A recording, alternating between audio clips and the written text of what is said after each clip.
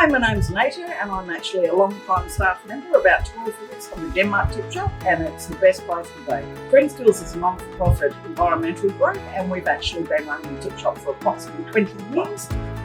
There's so much that we do here, and what we do is keep as much as we possibly can out of landfill. We would divert somewhere around 10 Olympic-sized swimming pools per year out of landfill. Welcome to the clothing shed. It is our most labour intense area, but the clothing shed is something that really moves and it's constant, very popular.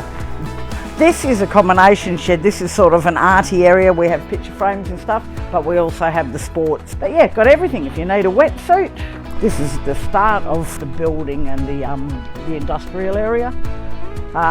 We keep as much wood as we can keep.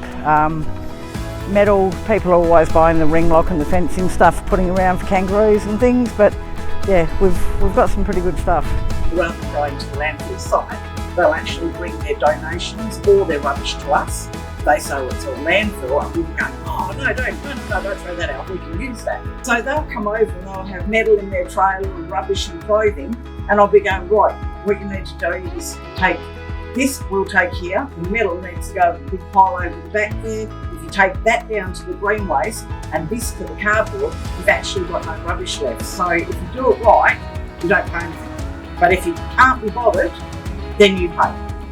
On the shop we were, we actually won the WasteSorted champion team. So go Denmark Tip Shop.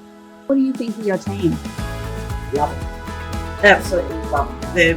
They're family. They're not a team, they're not just work colleagues, they're mates.